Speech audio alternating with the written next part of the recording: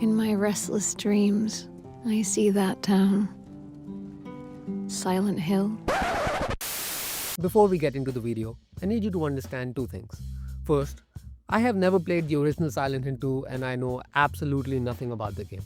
I know. I'm sorry. I failed you. The second thing is that I'm yet to finish the remake as well. So obviously, my opinion might change by the time I'm done with the game. So why the hell am I making this video right now? Well, as the title says, Silent Hill 2 is actively making me paranoid and I need to talk about it. And because I've realized that from the onset, Silent Hill 2 is redefining survival horror for me, thanks to a very lifelike quality that it possesses, which is that.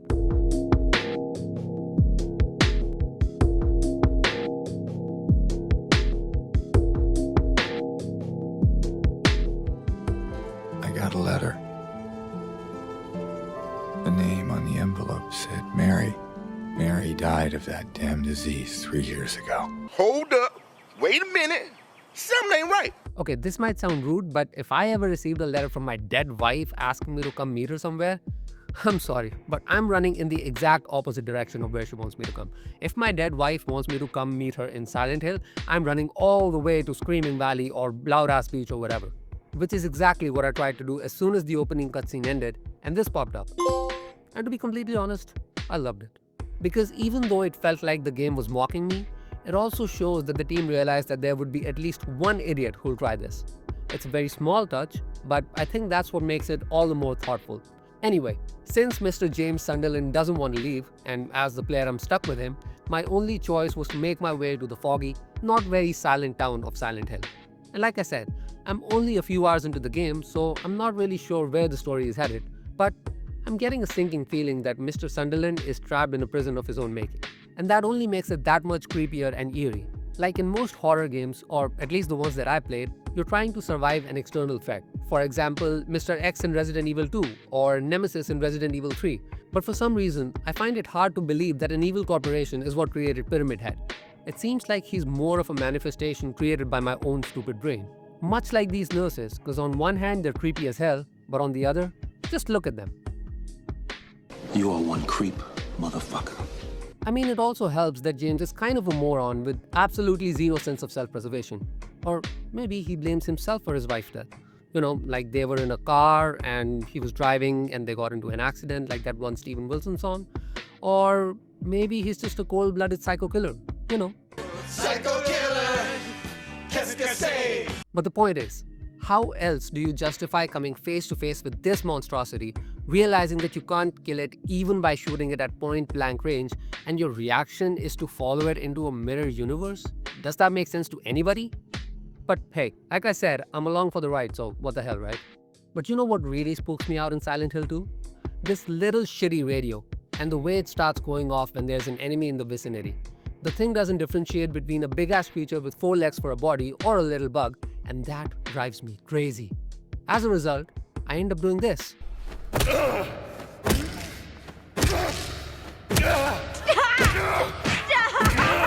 He's already dead! You know, James being a psycho killer might actually end up being a promising theory. Run, run, run, run, run, run, run away. Anyway, just listen to the radio.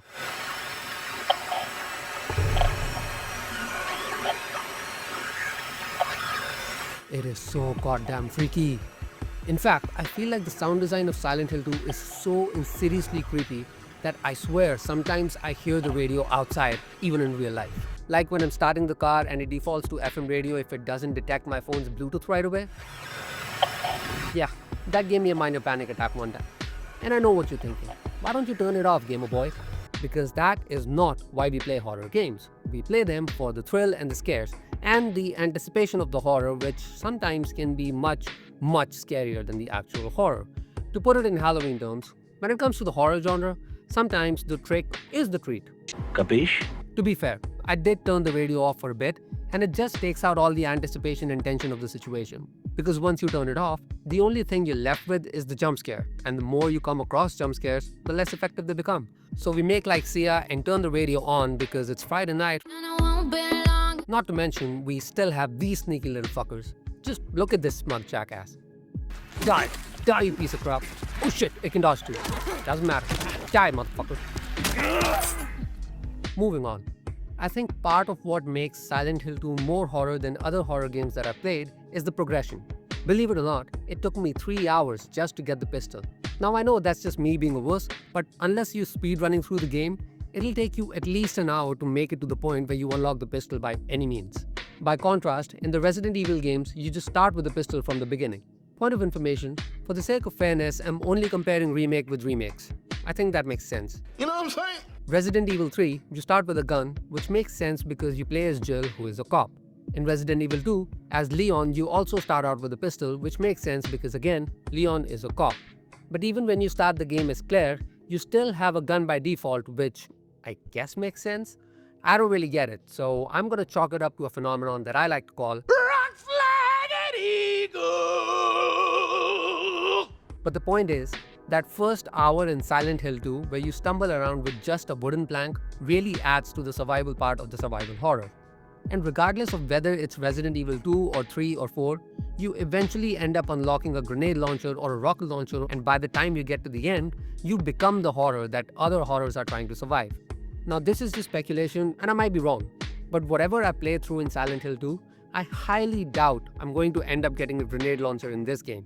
On top of that, there's a kid in this game. I'm sorry, but that's just a big no. Like in any other genre, kids are fine, I guess. If it's an RPG or an action thriller or drama or something, a kid shows up, I'm like, whatever, it's a kid, no big deal. But the moment there's a child on screen in a horror game or movie, my first reaction, in fact, my only reaction is,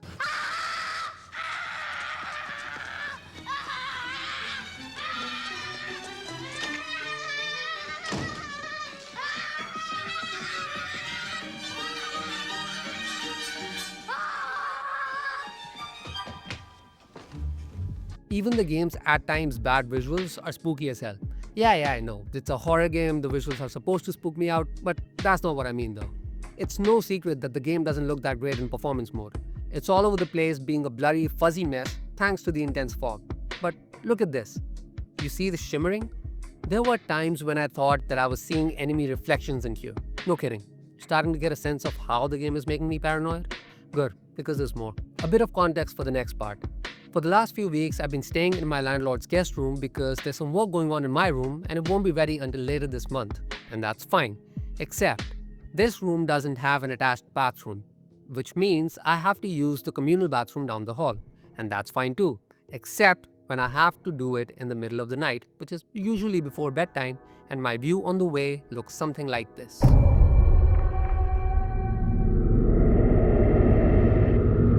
Notice any similarities here? I'm sure it's just my imagination, and playing through Silent Hill 2 is what's making it worse, but it scared the bejesus out of me a couple of times, making me look over my shoulder repeatedly, just like James keeps looking over his shoulder in the game. Not only is that something I've experienced for the first time in a horror game, I've never had that feeling cross over from a game to real life before. I don't know how else to describe it, so in the words of the contemporary poet Marshall Mathers, I can't tell you what it really is, I can only tell you what it feels like. And I think that really speaks to the power of video games as a medium. In fact, my entire journey with Silent Hill 2 so far has been nothing short of harrowing, to the point that there are days where I'm only able to play it for like 20 to 30 minutes at the most before having to switch to something less frightening. But for now, let's move on from the horror and address the modern, high-fidelity elephant in the room.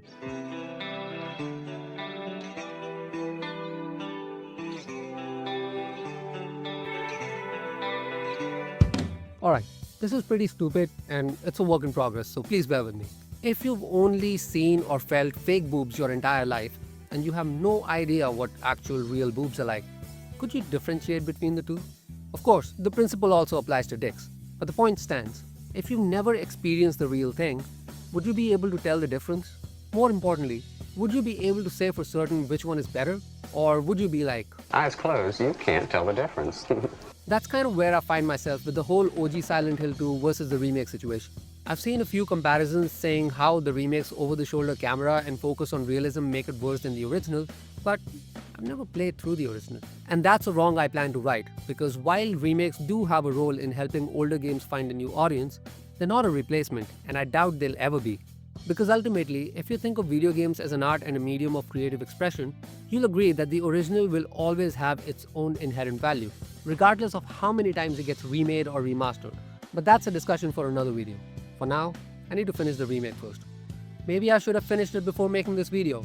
But you know what? We're pretty deep in, so I'm gonna keep going. Just like James Sunderland, I'm trapped in this journey and I have to see how it ends.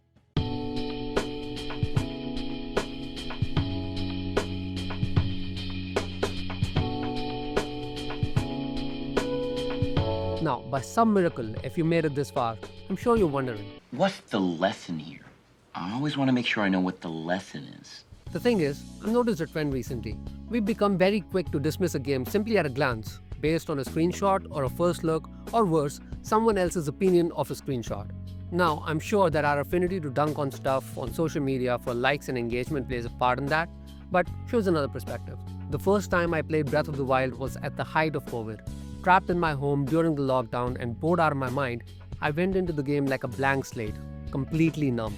And my experience with that game was magical, almost spiritual in a way. The amount of freedom that sandbox offers and how Breath of the Wild embodies the statement "the world is your playground" really changed the way how I approach open world games. And I think if I had played that game at any other point in my life, it would not have had the same impact. The biggest proof of that is the fact that I've never been able to get into Tears of the Kingdom at all. Even though I really want to, I can never just get myself to make it past the first hour. Everything that I know and have seen about the game tells me I'm going to love it, but still, every time I actually sit down to play it, it just never sticks. And that brings me back to Silent Hill 2. Maybe the only reason I find it so creepy is because of where I am, both physically and mentally. And I'm 100% sure that each and every one of you must have your own examples of how a video game helped you during a rough time in your life, and maybe even changed you as a person. So the next time you see a game that doesn't immediately appeal to you, just consider that maybe it's not the right time for you to play that game. If right person, wrong time can work for people, why can't it work for video games? Obviously, this does not apply to every single game, and I'm not advocating that you should completely disregard your own tastes. After all, everybody has their preference, and more importantly, everyone has their own finances and budgets. All I'm saying is, you never know which game ends up sticking with you for the stupidest, most trivial reasons. We run together. Run. Yeah. Like Mario and Princess Peach. Like, I'm not too crazy about horror games in general, and every instinct I have tells me to stop playing Silent Hill 2, but I have to keep going, and I have to see how it ends because it made me feel something. And that's the beauty of it. And if that doesn't make them a work of art, what does? Let me know in the comments, and I'll see you next time. That is, if I ever make it out of Silent Hill.